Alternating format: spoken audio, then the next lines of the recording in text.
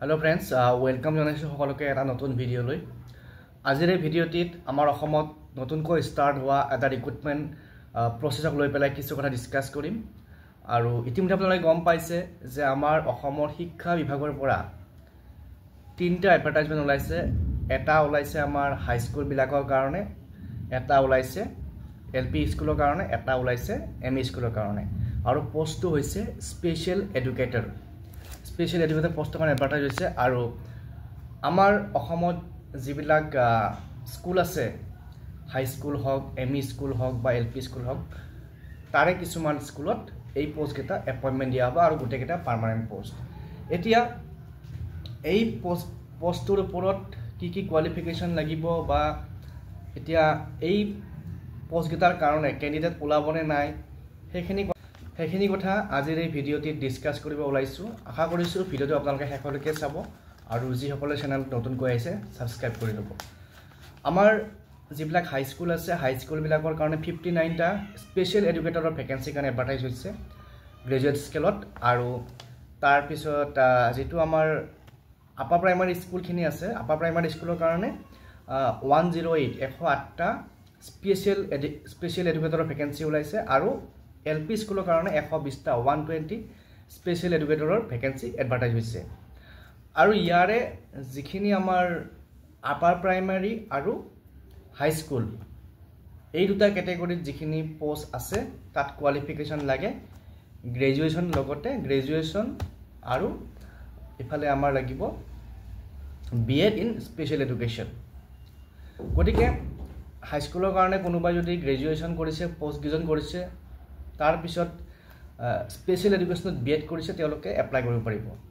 আকৌ যিখিনি upper primary তাতে graduation with B Ed in special education এইটো কোৱালিফিকেশ্যন লাগিব।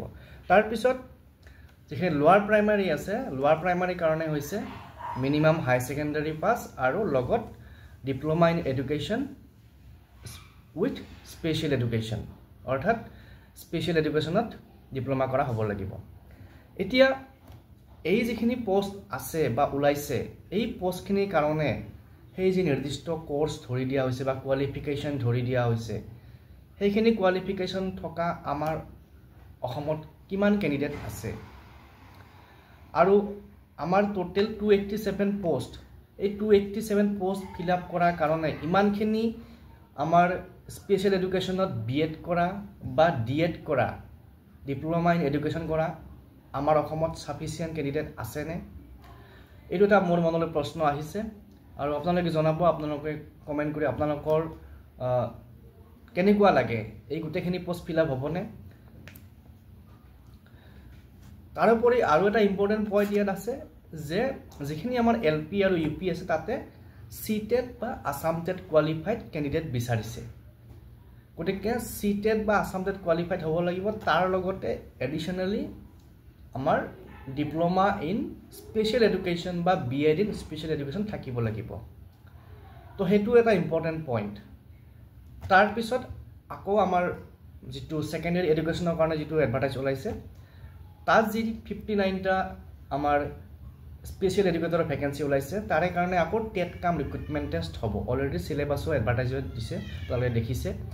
এতিয়া এই পোষ্টকেইটাৰ কাৰণে এপ্লাই কৰিব পৰা কিমান কেণ্ডিডেট আমাৰ অসমত ওলাব, কাৰণ মই জনামতে বা মই যিখিনি জানো যে আমাৰ অসমত এই কোৰ্চটো এতিয়াও সিমান জনপ্ৰিয় হোৱা নাই বা পপুলাৰ হোৱা নাই, বা আমাৰ কেণ্ডিডেটবিলাকৰ মাজত এই কোৰ্চটো এতিয়াও তেনেকৈ সোমাই যোৱা নাই, বা আমাৰ স্কুলবিলাকতো এনেকৈ পাৰ্মানেণ্ট পোষ্টত এই পোষ্টটো এডভাৰটাইজ হোৱা আমি দেখা নাছিলোঁ। এইবাৰ দেখিছোঁ আৰু আশা কৰিছোঁ পোষ্টখিনি ফিল আপ হওক, চাকৰিবিলাক পাওঁ। কিন্তু মোৰ প্ৰশ্ন হৈছে যে যদি আমাৰ অসমৰ কেণ্ডিডেট নোলায়, তেতিয়াহ'লে বাহিৰৰ কেণ্ডিডেট অহাৰ সম্ভাৱনা আছে নেকি, বা বাহিৰৰ প্ৰাৰ্থীয়ে এপ্লাই কৰাৰ সুযোগটো বেছি নেকি। কাৰণ কিয়, আজি মই চাই আছিলোঁ যিটো rehabilitation council of India website আছে, তেওঁলোকৰ ৱেবছাইটত ৰেজিষ্ট্ৰেড মানে আমাৰ অসমৰ পৰা যিখিনি ইনষ্টিটিউশ্যনে এই কোৰ্চটো চলাই আছে, তাতে মই অকল দুখন কলেজৰ নাম পাইছোঁ, বা দুটা অনুষ্ঠান নাম পাইছোঁ এটা হৈছে শিশু সাৰথী বুলি এটা আছে অনুষ্ঠান তেওঁলোকে ডিপ্লোমা ইন স্পেচিয়েল এডুকেশ্যন দিয়ে আৰু তেওঁলোকে দিয়ে মাল্টিপল ডিসেবিলিটিজ তাৰ পিছত কম্পোজিট ৰিজনাল চেণ্টাৰ বুলি আমাৰ চেণ্ট্ৰেল গভৰ্ণমেণ্টৰ আণ্ডাৰত এটা ইনষ্টিটিউট আছে তাতে বিএড স্পেচিয়েল এডুকেশ্যনটো দিয়ে তাৰোপৰি হয়তো ইগনোৰত থাকিব পাৰে ইগনোৰটো মই ষ্টাডি কৰা নাই বা কিছুমান ডিষ্টেঞ্চত থাকিব পাৰে আৰু য'তেই নাথাকক কিন্তু ৰিহেবিলিটেশ্যন কাউন্সিল অফ ইণ্ডিয়াৰ পৰা কৰা হ'ব লাগিব যদি সেইটো নকৰে তেতিয়াহ'লে